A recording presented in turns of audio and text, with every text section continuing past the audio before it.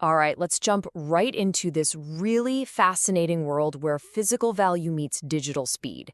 In this explainer, we're going to break down the blueprint for how we can unlock all that incredible value that's trapped in real-world assets, like gold and silver.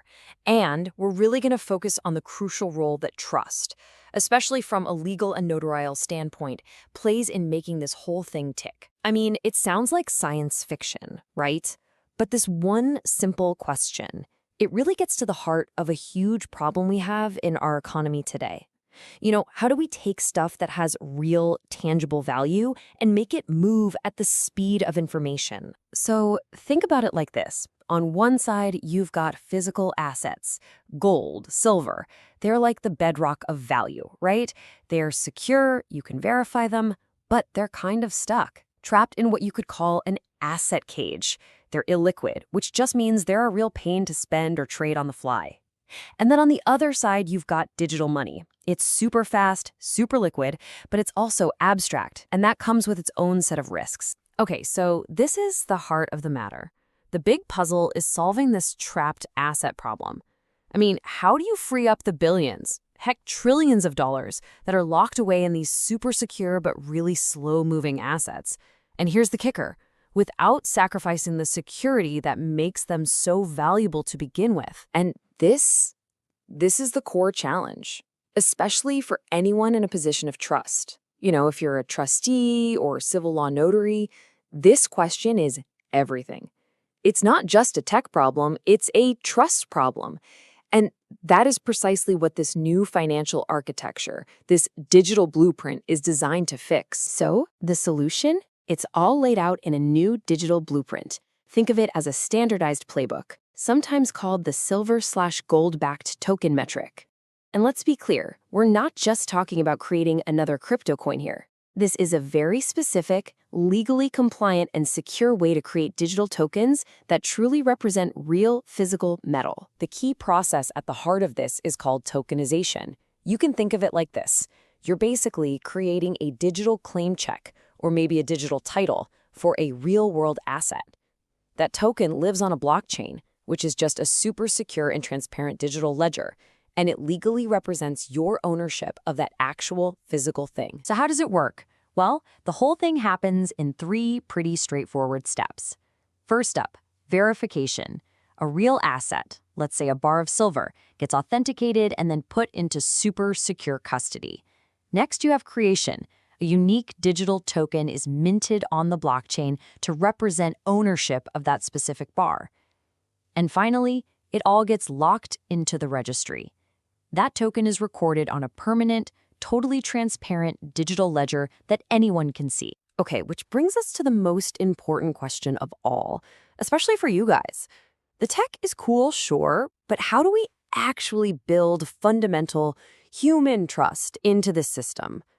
How can you, as a trustee or a notary, be absolutely certain that this digital token really does represent a physical bar of silver sitting in a vault somewhere? And what's so interesting here is that the answer isn't just about code or algorithms. It's about established, legally recognized human processes. The source material couldn't be clearer on this. Notarization is the absolute key. It provides the legal assurance and builds that rock-solid foundational layer of trust. So let's meet our first guardian of trust, the notary. And we're not talking about just stamping a piece of paper. A civil law notary is performing a critical legal function here. They're the ones who authenticate that the asset is real, that the right person owns it, and they create that legally airtight proof that connects the physical thing to the digital token.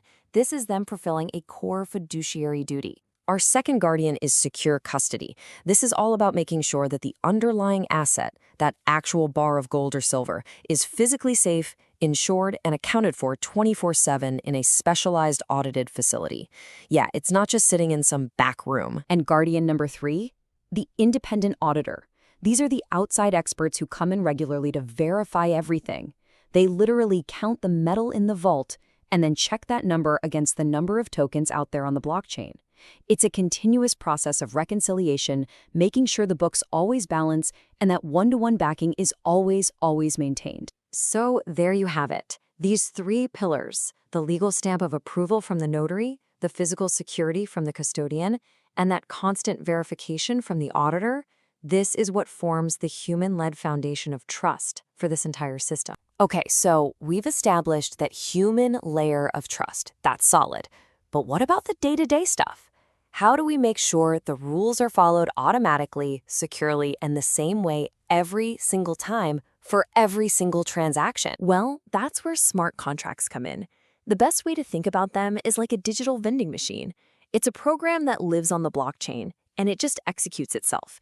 If you meet the preset conditions, like proving your identity, the contract automatically carries out the transaction. No need for a human cashier. And these smart contracts are powerhouses for compliance. They can automatically run all those critical checks. We're talking anti-money laundering and know your customer verification. They can make sure data handling is compliant with standards like GDPR. And they create a perfect, unchangeable audit trail that regulators love. So the system isn't just trustworthy, it's also incredibly efficient when it comes to accountability and reporting. All right, so let's put it all together. We've built this amazing system of trust. It's grounded in real legal processes, and it's supercharged by technology. So now let's get to the big payoff. How does all this actually solve that original problem we talked about? The one with the trapped illiquid assets. So let's say you've got $100,000 worth of silver. The value is definitely real, it's solid, it's secure. But it's just sitting there, locked away in a vault. It's not really working for you, is it? Well, through this whole trusted tokenization process we just walked through, boom, that exact same value is now represented by digital tokens. It's every bit as secure as it was before, but now it's as fluid and easy to move as firing off an email. The value has been completely set free from its physical cage. And this is where things get really, really cool. This newfound liquidity opens up a ton of new possibilities. That tokenized silver, you can now use it as collateral for a loan, like instantly. You can trade it on a global market, any time of day or night. It can make complicated cross-border payments incredibly simple, cheap, and fast. I mean, it really does unlock a whole new universe of financial opportunity. So this all leaves us with a final, really big question to chew on. We've just walked through a blueprint for digitally trusting a physical thing. Now, if we can do this for silver, think about it. We can do it for real estate, for fine art, for basically anything of value. So as we keep building out these new blueprints for trust, you have to wonder, how is this going to fundamentally change what it even means to own something?